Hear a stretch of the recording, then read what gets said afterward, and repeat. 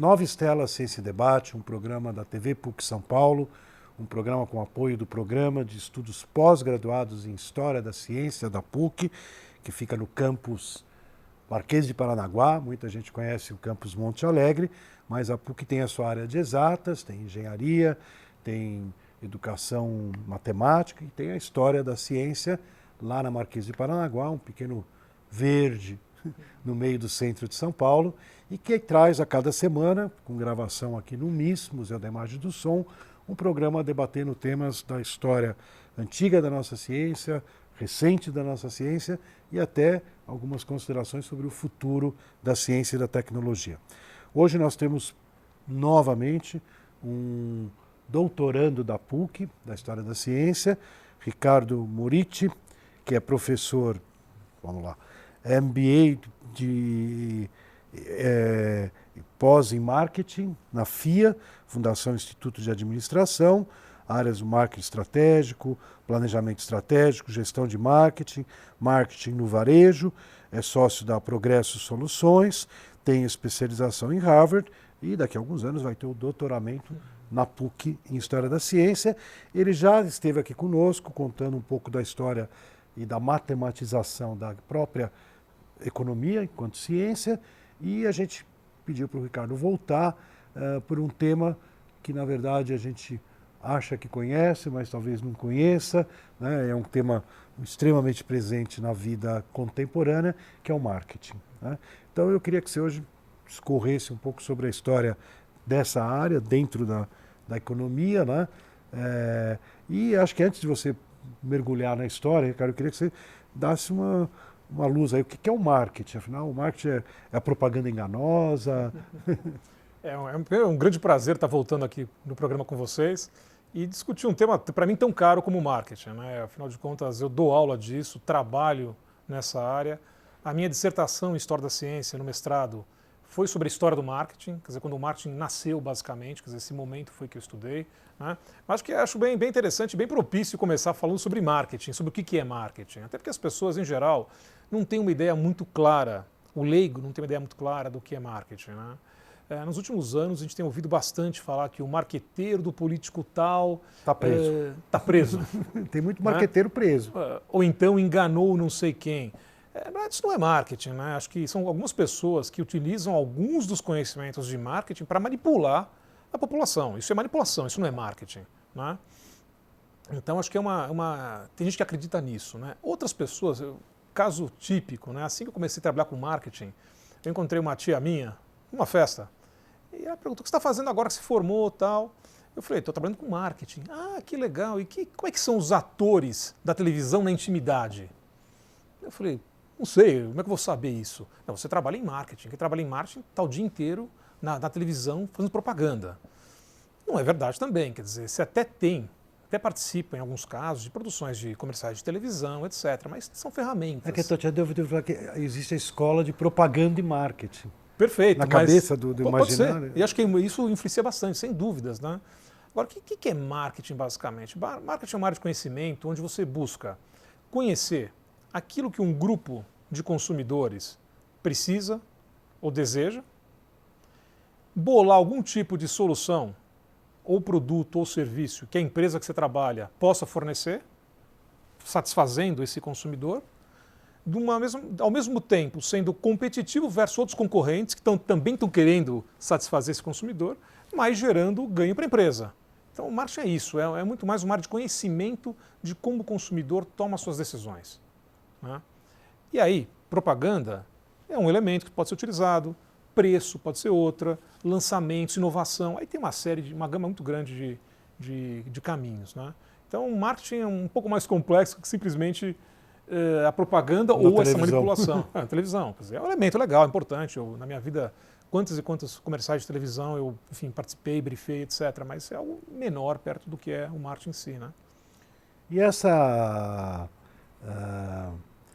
amplitude que você dá, né, significa o quê? Que o marketing tem psicologia, tem sociologia, antropologia, quer dizer, para você saber o que a pessoa... Eu fico pensando, por exemplo, né, esse bichinho aqui, né? O pessoal fala, né, o Steve Jobs era um mago aí do marketing, né? de certa forma, ele foi ditando uma certa tendência, ou ele era sensível a...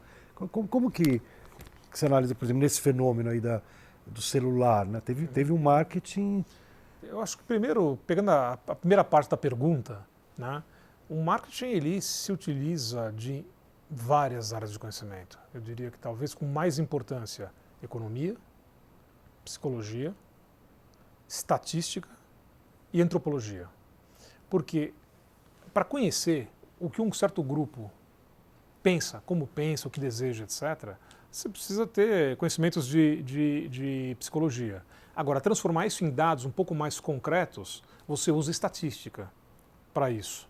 Para entender os grandes movimentos de como os mercados vão caminhar, você tem que conhecer de economia, para saber como, enfim, a gente vai estar se desenvolvendo nos próximos anos ou não, né? A questão de como a idade, ou como os gostos, ou como o pensamento das pessoas vai evoluir nos próximos anos, você utiliza antropologia. Então você usa uma série de conhecimentos de várias áreas para poder tentar conhecer o teu consumidor hoje, mas também a futuro, né? No caso do Steve Jobs e de algumas empresas como a Apple, eles têm uma coisa muito interessante, né? Que eles, o grande foco deles é tentar entender efetivamente lá no fundo o que o consumidor quer. E às vezes o consumidor não sabe isso. Então, às vezes, uma empresa como essa consegue entender até melhor um consumidor do que ele próprio. Se você perguntasse, antes de sair o primeiro iPad, o quão importante era um iPad para uma pessoa comum, provavelmente ia dizer, isso não interessa, para quê? Um monte de coisa com música no bolso, para quê? Só que eles perceberam, sim, que tinha alguma coisa no consumidor, necessidade de se desconectar de cidades grandes do barulho, das pessoas, de você estar muito mais seu, e que de repente um aparelho que tivesse música, e você pudesse pôr o teu fone no ouvido, serviria para isso. Essa foi a aposta que a Apple fez, ou seja, uma coisa meio indireta, né? E inventaram o iPad, o iPod. Com o iPad a mesma coisa. Mesma coisa. Eu me lembro quando eu vi o primeiro, eu já tinha um iPhone, quando eu vi o primeiro iPad. Falei, poxa, quando eu só olhei, falei, isso aí é um trambolho, é um iPhonezão. Já tenho meu iPhone que cabe no bolso, por que eu vou querer um iPhone maior que não cabe no bolso? Até a hora que eu comecei a mexer. E me encantei, porque tinha uma série de coisas que, por exemplo, ler texto, eu sempre li muito livro, eu gosto de ler livro no papel, mas tem horas que é mais prático você ter eletronicamente. E eu li alguma coisa no iPhone, só que é desconfortável, porque é muito pequeno. Quando você tem uma tela maior, aquilo me encantou. Então nem eu sabia que eu queria um iPhone maior. Mas o pessoal da Apple, estudando profundamente, estudaram as pessoas, viram que havia essa necessidade latente e apostaram nisso. E daí surgiu a inovação e surgiram os tablets, né? Então, aí vamos agora, acho que você deu uma noção assim de qual é a do marketing, né? E de onde surgiu? Né? Vamos de novo enraizar aí na história, né? Marketing antigo. Tem alguns autores que falam que o marketing existe desde a antiga Grécia, mas é pura bobagem, né? Eu acho que os mercados, sim, existem desde sempre. Você na antiga Grécia as pessoas comercializavam produtos nas ágoras, né? Mas como uma área, de novo, buscando entender de maneira estruturada o teu consumidor, isso é uma invenção do século XX, né? Você teve aí basicamente nos anos 1910, né? No ambiente acadêmico americano, né? Começam a surgir alguns autores em universidades como Harvard, né? Como Ohio State e algumas outras dessa região, alguns acadêmicos preocupados em entender efetivamente o que eles chamavam na época de distribuição. Então o marketing no começo chamava distribuição, né? Que era uma maneira um pouco mais sofisticada de entender as vendas, né? Então em 1910 isso começou, mais ou menos 1910, poucos anos depois, algumas obras já começaram a utilizar a expressão marketing para isso. A palavra marketing já se utilizava há pelo menos 200 anos, mas com outros significados. 200 né? anos? Pelo menos, né? Acho que provavelmente é até mais antigo, né? Mas com significados um pouco diferentes, muito mais como espaço de transação do que essa preocupação em entender o consumidor, né? Acho que essa preocupação ela veio basicamente no começo do século XX, né? Claro que algumas coisas anteriores colaboraram com isso, né? Talvez a grande mola impulsionadora do marketing para que aparecesse como essa área foi todo aquele nível de concorrência entre as empresas americanas no final do século XIX e começo do século XX. O que acontece é que, basicamente, entre 1861 e 65, houve a Guerra de Secessão Americana. Né? Houve a Guerra Civil, provavelmente foi o momento mais sangrento das Américas. Né? Então, a gente tem a Guerra do Paraguai também, outro momento muito triste da nossa história de Américas. Né? Mas o Norte ganhou. O Norte ganhou, o Sul ficou totalmente destruído, e o Norte começou a invadir, até comercialmente, o Sul dos Estados Unidos. Né? Então aqui a economia americana do sul dos Estados Unidos era basicamente muito local. Então você produzia a sua geleia, a sua galinha, comprava do vizinho algum outro produto.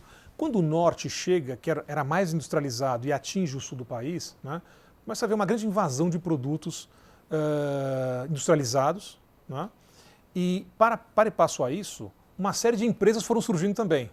Houve tanto sucesso nessa questão de produtos industrializados que novas empresas surgiram, novas fábricas, basicamente. Ao mesmo tempo, os americanos começaram a ir para o oeste.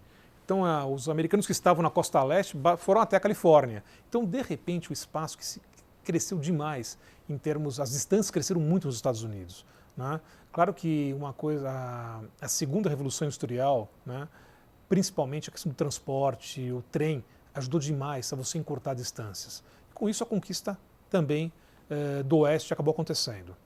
Para e passo a isso, esse mesmo momento, milhões de imigrantes europeus chegaram aos Estados Unidos, buscando oportunidades em função desse crescimento tão grande. Ou seja, um mercado que era muito pequeno, de repente, ficou um mercado gigantesco, de muita oportunidade. Muito empreendedor, muitas empresas novas, muita concorrência aparecendo. Então, um certo momento, no final do século XIX, acho que havia muito mais empresas do que gente querendo comprar, apesar de ter crescido tanto o mercado. Né? E aí a concorrência, algumas empresas começaram a apostar fortemente em comunicação.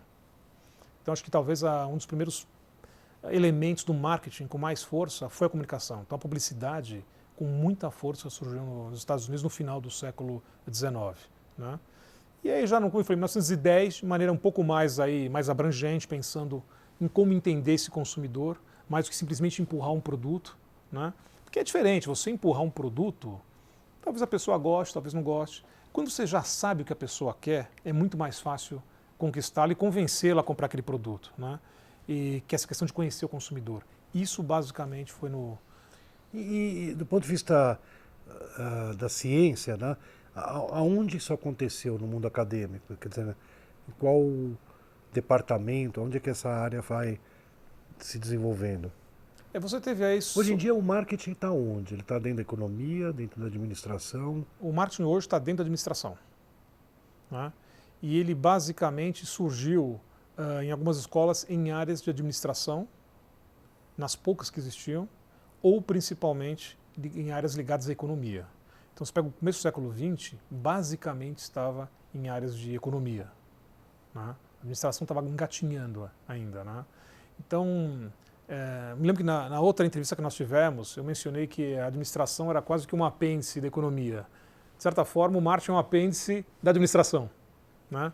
Mas que surgiu quase em paralelo com a administração, surgiu um pouco depois. Né? A administração é mais final do século XIX e o marketing já é o começo do século XX. Então teve uma defasagem de uns 20 ou 30 anos aí. Mas é mais ou menos assim, você vai decupando. E quando você falou para nós do surgimento da economia, da administração, você falou desse papel assim, da matemática, né? Em relação ao marketing, também você tem um uso da matemática ou é natural porque está dentro da economia e da administração? Você tem hoje um uso muito forte de estatística, muito forte. Né? Então, se eu quero entender como se comporta uma população, então você tem que... Você faz muita pesquisa chamada quantitativa para entender como cada um pensa e como grupos pensam, em quantos desse grupo pensam, para ver se faz sentido para uma empresa lançar um produto X ou Y. Se eu tenho uma ideia de lançar um produto qualquer, vou lá, vejo com os consumidores e eles não têm, digamos, não tem um grande grupo interessado nisso, não vale a pena economicamente lançar o produto. Então, para isso, estatística é muito importante. A curva normal é uma coisa assim, é beabá dentro do que é marketing. Né? Então, acho que talvez seja... Você tem uma série de elementos matemáticos, a curva da demanda, a elasticidade da demanda, são conceitos que são muito usados em marketing. Né? O que é a curva da demanda? A curva da demanda basicamente é o seguinte, o que ela diz que em geral, e nem sempre é verdade, mas em geral, quanto mais caro for um produto, menos gente vai querer comprar esse produto. E quanto mais barato, mais gente estaria disposta a comprar o produto. Isso é quase sempre verdade, mas tem situações que isso não é verdade, né? Então, por exemplo, bens muito luxuosos. Se de repente uma marca de alto luxo começar a baixar demais o preço, num primeiro momento, mais gente vai querer comprar, mas em seguida não, porque a marca perde prestígio, perde valor, né? Então tem situações onde essa curva e lei da demanda não funciona, mas em geral é isso. Preço mais alto, menos venda. Preço mais baixo, mais venda. Eu estava pensando aqui um caso que eu até trabalhei na vida, que é o livro, né? Como mercadoria, como produto, né? E o livro, eu chego a pensar que o livro, se eu tiver uma obra sobre Platão, né? Alguém escreveu um novo tratado sobre Platão, às vezes eu penso que, na verdade, eu posso até baixar o preço, que ele não vende, porque, na verdade, eu não tenho gente interessada na cidade de São Paulo, né? Isso é chamado de demanda inelástica. Quer dizer, basicamente, você pode aumentar muito o preço, baixar muito o preço, certos produtos não faz diferença, né? Então você tem essa situação também é prevista em economia e em economia aplicada ao marketing, né? Que é a questão de elasticidade inelástica. Quer dizer, o produto não adianta. Você pode mexer o que for no preço, pelo menos, né? Ou no valor que as pessoas não compram mais ou menos. E essa relação que você falou, que a gente começou no início para esclarecer o telespectador, né? Você mostrou que não é isso, né? Quer dizer, o pessoal associar a propaganda política ao marketing, né? Mas, de certa forma, vamos dizer assim, existe, talvez nas últimas décadas, um fortalecimento de um certo viés de aplicar conceitos do marketing, aplicar agências assumirem... Nós aqui, uma vez, eu acompanhei o caso de um jornalista que colaborava aqui com o Nova Estela, com algumas atividades no MIS, né? E ele trabalhava, não vou dar os nomes, né, porque é comprometedor, ele trabalhava numa publicação meio de vanguarda, porque era uma primeira revista para iPad. Não era só revista, era uma agência que produzia, podia ser um relatório de um banco do iPad, né?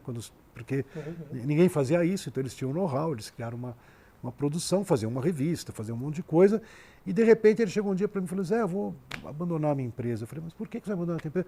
Ah, o chefe chegou lá e falou que eu vou fazer a campanha de não sei quem. Né? Eu falei: como? Ele já fechou o negócio, uma grana, eu vou ganhar bem mais durante 6 meses e tal, mas eu não quero. Aí eu era um moleque jovem, bem forte aí em mídia digital e tudo mais. Ele logo saiu, já estava em outra empresa grande, tocou a vida dele, nem sei em qual que ele está agora, né? Que esse pessoal dá uns pulos, né? Mas existe, vamos dizer assim, uma certa tendência aqui nos Estados Unidos, na Europa, das campanhas políticas serem mais, envolvendo mais conceitos de marketing, mais estrutura de mercado. Existe, isso é muito forte. Agora, marketing é uma ferramenta, é um conhecimento que você pode usar de várias maneiras. Você pode pegar um avião para levar comida para as crianças com fome na África, ou pode usar o mesmo avião para bombardear as crianças na África, né? Eu acho que o marketing, como ele busca entender como é o processo decisório do teu consumidor final, aplicado na política, o produto que está sendo aí discutido são os votos. Então ele tenta entender e pode eventualmente manipular, sim, né? Agora tem uma questão ética muito importante. Eu acho que as profissões têm que ter ética, né? Eu acho que existem aqueles elementos que usam de maneira a manipular, existem aqueles que simplesmente informam. Se eu sei que você é uma pessoa que está querendo, principalmente mais educação no país, e a proposta do meu candidato é efetivamente trazer mais educação, se eu sei disso, eu posso orientar o meu candidato a falar com mais força a isso. O duro é quando eu sei, mas o meu candidato não tem esse tipo de vocação e você mente, você manipula. Esse é o grande problema, né? Eu acho que nesse aspecto a questão ética ela prevalece, né? E as agências são as mesmas agências que vendem qualquer outras coisas que também se envolvem em campanhas? Ou tem algumas especializadas? Não, tem algumas especializadas e uma outra só das tradicionais se envolve. Eu acho que como tem uma preocupação ainda hoje de imagem, de marketing política não ser uma coisa assim tão transparente, tão clara, muitas agências até se recusam a participar de campanhas políticas, né? Então, ou deixam isso para outras agências, ou uma ou outra acaba assumindo campanhas políticas. Mas a grande parte das tradicionais, elas não se envolvem, elas preferem estar à margem desse tipo de discussão ética e que pode ser problemática e que em alguns casos, no caso do Brasil principalmente, até na coluna policial às vezes aparece, né? Que é lamentável, né? E Essa transformação, a gente colocou o exemplo do celular, que você estava pensando no Jobs e nessa questão de se você queria ou não o iPad, o iPod, né?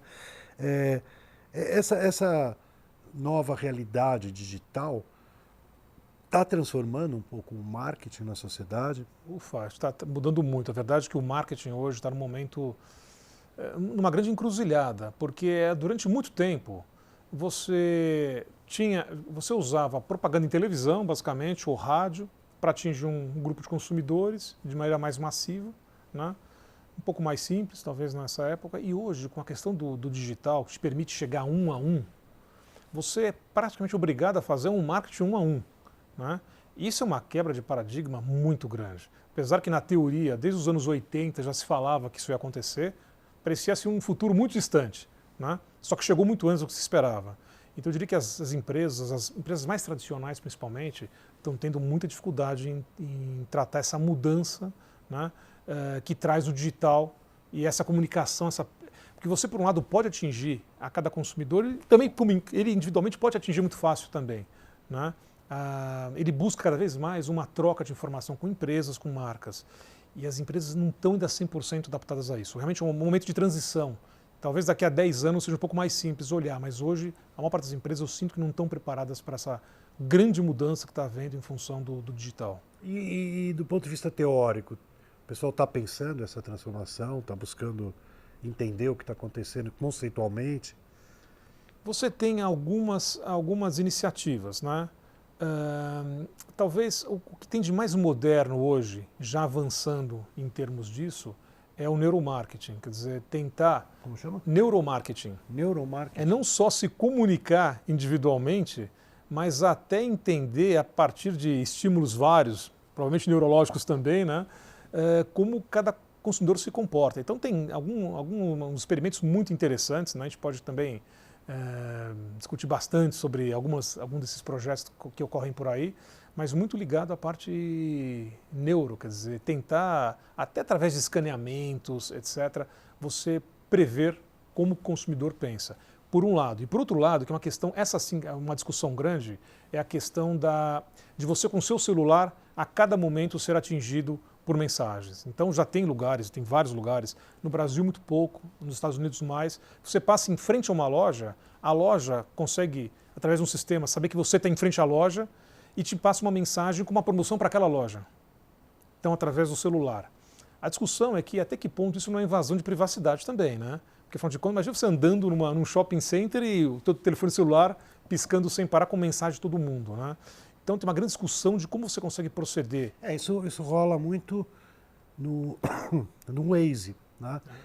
Se você está usando o Waze no carro, no começo era mais posto de gasolina, que é bom, né? Porque você está usando o carro, ele avisa que tem um posto de gasolina que está com uma promoção e é confiável perto de você, daí se você apertar ali ele já vai te desviar até o posto. Só que agora está ficando engraçado, porque agora não é só posto de gasolina. Então, você está andando, tem um lugar que vende suco, tem outro lugar que vende um iogurte, né? Então, e aparece. E aí, quer dizer, na verdade, quando você tem um ou outro, é engraçado, é legal. Quando você tem muito, imagina você preso na 9 de julho, maior trânsito, e só plim, plim, plim no teu telefone. Quer dizer, além do trânsito, tem um incômodo. Então, a discussão que existe hoje é até que ponto você pode usar técnicas desse tipo, né, de maneira ética, a questão é ética, né? Mas sem interferir na privacidade das pessoas, né? Tem pessoas que acham que tudo bem, tem gente que acha que é um horror, então não tem uma conclusão muito grande com relação a isso, né? Então essa é uma discussão que está havendo agora, e é muito a ver com a questão aí de telefonia celular principalmente, né? E computador também, a mesma coisa, acho que também você pode transferir isso para o micro, né? Os vários pop-ups, enfim, o Google que tem várias ferramentas de análise, etc. Acho que é uma discussão, é um momento diferente esse. Eu diria que era mais fácil trabalhar em marketing há 15 anos atrás. Hoje, realmente, a coisa não está muito clara. Espero que esteja daqui a 10 anos. Mas hoje os próprios veículos de comunicação acabam ficando muito afetados por essa transformação, porque o orçamento básico, televisão, né? Principalmente canal aberto, né? O canal fechado ainda é uma coisa que você paga uma assinatura. O canal aberto, desde que a gente conhece a televisão, né? Aqui nós estamos no canal fechado porque só pega a TV PUC quem está em alguma rede, né? Mas os canais antigos, né?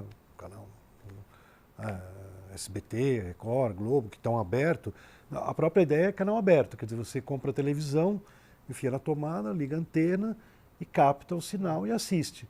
Você não paga nada. Né? O que pagava aquilo tudo? É exclusivamente a verba publicitária. Não é? E você vê uma queda contínua de número de pessoas assistindo TV aberta, né? Então a audiência tem sofrido bastante. Né? Também o pessoal do marketing vai procurar outro lugar para fazer seu anúncio. Até porque também as verbas cada vez são mais limitadas. Você hoje com uma TV aberta, por mais simples que seja, são investimentos altos. Né? E então acho que o digital tem uma vantagem que você mais claramente pode mandar uma mensagem para aquele tipo de consumidor que você quer. Se eu ponho hoje uma comunicação, um produto, num programa de futebol de uma TV, né? Vão ter pessoas que vão se interessar, mas muita gente não vai se interessar por aquele tipo de produto. Então tem uma dispersão grande. Quando eu já sei e eu consigo digitalmente saber que fulaninho, esse, aquele, se interessam por esse tipo de produto, e a gente consegue ver isso pelas ferramentas, eu já mando a mensagem só para eles. Então eu consigo otimizar sem ter dispersão. Então além de ser um meio mais barato, eu consigo ter uma eficiência maior de comunicação. Né? Então isso muda também a equação para as TVs. Também as TVs abertas estão com dificuldade de gerenciar essa situação. Também não está assim... É um aumento muito instável esse, né? A gente percebe que é muito instável, a coisa não está equilibrada, ainda alguma coisa vai mudar, porque estão no meio do furacão, eu diria, né? Interessante, Ricardo. Bom, eu vou ter que te interrompendo. Eu acho que essa questão do marketing, como você falou, é um processo de muitas coisas que a gente já conversou aqui no Nova Stella, muito em transformação, pelo que você está colocando. Quer dizer, é difícil a gente prever para onde estamos indo, né, nessa aventura. E esse é um dos objetivos aqui do Nova Stella também, a gente conhecer o passado, né, conhecer o que está acontecendo e pensar que coisas diferentes vão ocorrer. Né? Nova Stella Ciência e Debate se despede, esperando contar com o nosso telespectador mais uma vez na próxima semana, no nosso bate-canal ou no YouTube, né, onde tem não apenas o programa com o professor Ricardo, mas mais de 100 programas versando sobre todas as áreas da ciência, sempre numa perspectiva histórica e em debate.